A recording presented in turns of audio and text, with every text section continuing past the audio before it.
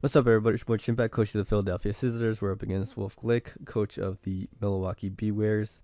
Before I get started with the team builder and everything else, I just want to mention that if you guys haven't checked out the moveset mayhem that I uploaded a few days ago, it was really fun. It was a great video. I definitely hope you guys check that video out. Leave a like, leave a comment. Would definitely appreciate that. As well as the fact that Jeopardy is coming soon after this video is uploaded, a few days after, maybe on Monday, maybe on Tuesday.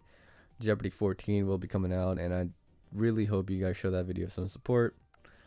And I don't know, I'm really trying to get back into the uploading game, and I have moveset mayhem already uploaded, got GBA content ready to go, and Jeopardy is already recorded and edited, and it's just ready to be uploaded after this week ends or next week starts, however you want to interpret it.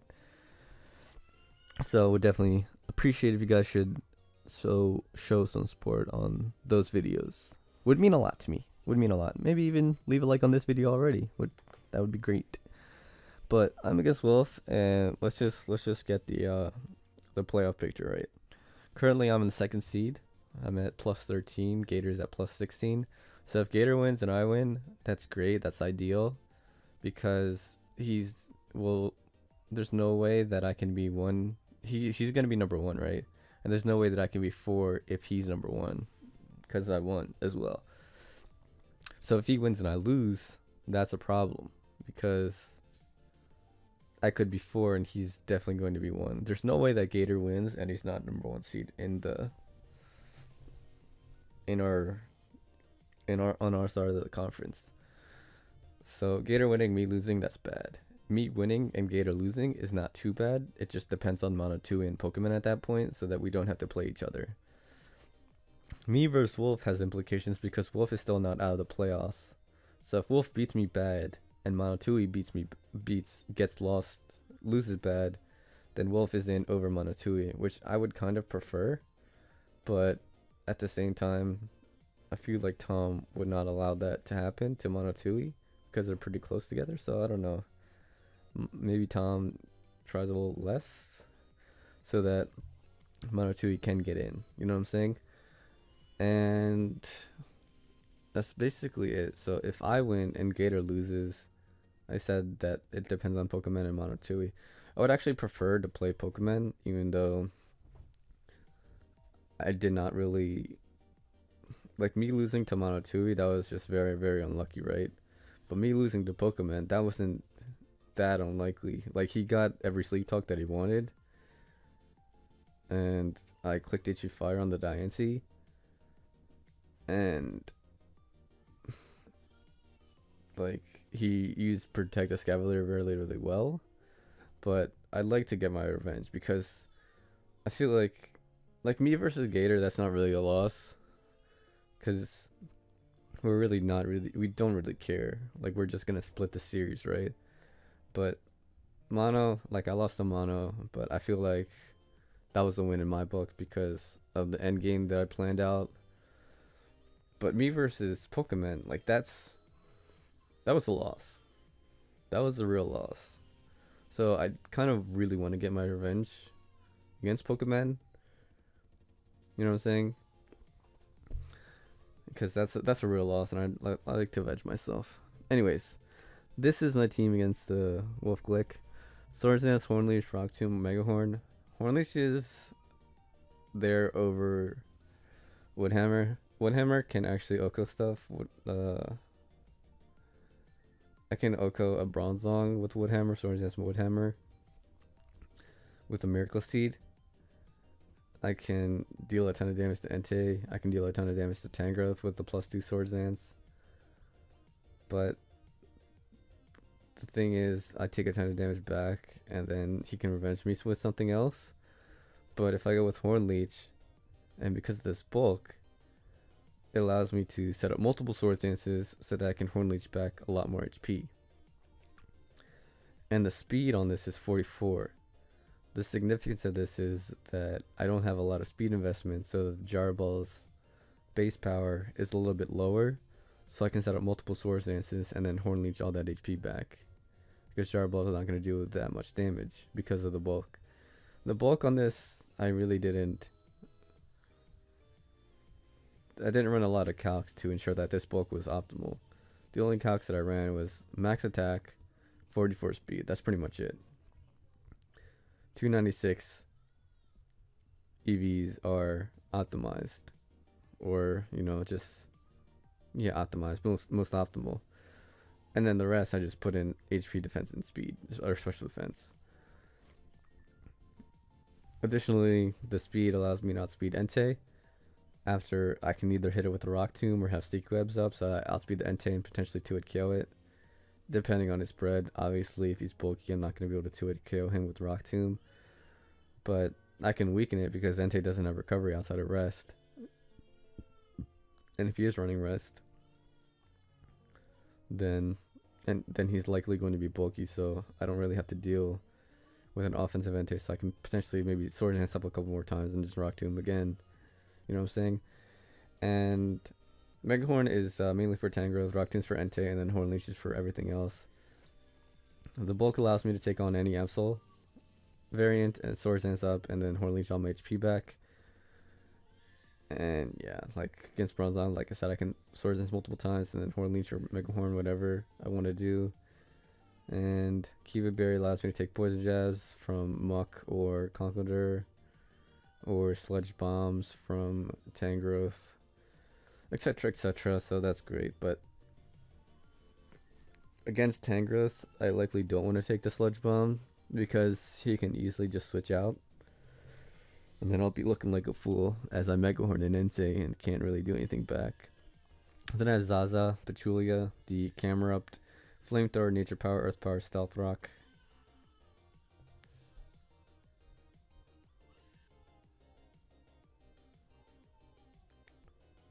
I'm really tired of everyone crying whenever I'm recording a video. I'm really actually tired of it. Flamethrower, Nature Power, Earth Power, Stealth Rock. And it never stops. It really never stops. I don't really want to go with a Quiet Nature because I want to be able to outspeed some of his Pokemon after Sticky Web. And then Nature Power is nice because it turns into Energy Ball and under Grassy Terrain, Sheer Force, Life Orb. No, Sheer Force boosted, super effective, Grassy Terrain. It's going to do a ton of damage to Jellicent, if not knock it out. I don't think it will knock it out because Jellicent is super bulky. And then this is just main Stealth Rockies. I already want to bring Uxie. I really wanted to bring Zaza, and I have brought him. The significance of this EV spread is not significant at all. There's no number that this Modest Nature hits that really does damage to his team. Like, I would have a lot more confidence if this was max special attack that I would knock out the Jellicent, but I don't really know if I can knock out the Jellicent with just this amount of special attack. But we should do a good chunk, force him to be able to recover, force him to do something.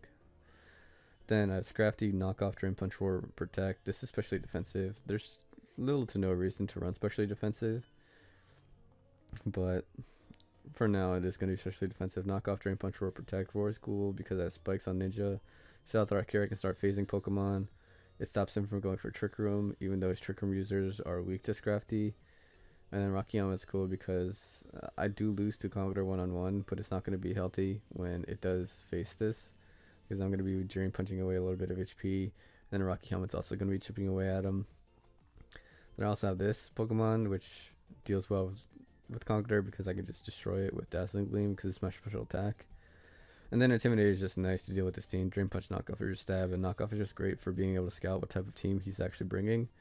Because, I don't know, just knocking off, and I don't know if one Pokemon, unless it's like leftovers or something, is just very, like, it just helps a lot. Because if his Tangrowth is Assault Vest, and I didn't hit it with a special move yet, or if his Tangrowth is Rocky Helmet, it tells me a lot about the rest of his team. So knockoff is just going to be important in that aspect. Sticky Web, Heal Bell, doesn't protect. Could go Flamethrower somewhere. Why are they always crying? Could go Flamethrower somewhere, but I like Protect, being able to scout out something. And then Heal Bell is cool because it allows me to play recklessly with my Bulu and my Greninja and my Scrafty. And even Camera Up, because if I get Camera Up status with Toxic, if Florges Toxics me, if something else, if like Conkeldurr Poison Jabs me, if Muck Poison Jabs me, then I can heal both that off away, and it really changes the momentum of the game a little bit. And I didn't mention this before, but like, I'm not gonna be trying too hard in the beginning of the battle because this game doesn't mean much to me.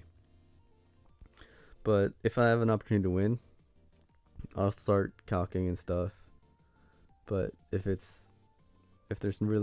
I can win without calcing, I'm probably going to do that. But you know, it's just a little disclaimer. But Dazzle Gleam is nice. It hits his entire team decently hard outside of the one steel type that he has, and Entei. But Flamethrower doesn't hit Entei at all, so Slurpuff does not deal with Entei that well. But like, I have Gucci Gang, I have Zaza, so it really shouldn't matter what his Entei is gonna do to me. Seagull is nice, obviously, like I said, so that I can outspeed everything on his team, even his Scarfers. I can outspeed everything on his team with Nihilego and Greninja with Sticky Webs up. And this is max special attack because the defense variant doesn't really do anything for me, but having max special attack allows me to deal a lot more damage to Conqueror. I'd rather deal a lot of damage to Conqueror than take less damage from Conqueror. Deal more damage to Bronzong than take less damage from Bronzong, etc., etc. It just works with the flow of the team a lot better. This is pretty much the only set that's like standard in terms of like something that I would bring to another match. Like, this is a real game, I'd probably still bring this set. Like, when I say real game, as in like a must-win game, I'd probably bring a set like this. Power Gem knockoff, Grass Knot Sludge Wave. Grass Knot's great. Undergrassy Terrain. A lot of people doubted my Bulu pick turn up the first round, and then I picked Nihilego like 2 rounds after. Really glad I got Nihilego. And I don't know. I feel like people are still underrating this pick, even though it's the kill leader of the GBA, and it's been working out really well for me. But, you know, let them think what they think, right? Power Gem knockoff, Grass Knot Sludge Wave knockoff. Like I said, with Scrafty, it's great for scouting his items and scouting his team. If I can knock off, like I said, leftovers and Assault Vest, the Life Orb, tells me a little bit more about his team, so I can play accordingly. Sludge Wave, Power Gem, got the stab, and then Grass Knot is for the Jellicent. And this is Z Poison over Z Rock because of Conk and Circuitry. I think Power Gem will still knock out a Circuitry, but you can never be too sure. So I decided to go with Z Sludge. And then this outspeeds Jolly Entei, even though I really don't need to because he's likely not going to bring Jolly or Timid Entei. Then my last Pokemon is this Greninja, Spikes U-Turn, Toxic Spikes Waterfall. This is pretty, like, Toxic Spikes plus U-Turn is really cool, and I'll explain it in a bit. But this EV spread, take a look at this defensive Greninja with 119 defense and 179 HP. Look at this, 180, hold up. Okay. It's almost as bulky as Camel. Okay, this Pokemon has garbage defenses. But at least it's a little bit respectable now, right? 115 attack. Okay, so like this, the Greninja stats are literally worse than Slurpuff's. That's crazy. Your stats are literally worse than Slurpuff Greninja. 111. 115. God, this is actually this is actually upsetting me now. But you know what? None of these Pokemon have speed like Ninja. Okay. Anyways, yeah, this is gonna be defensive Ninja because why not?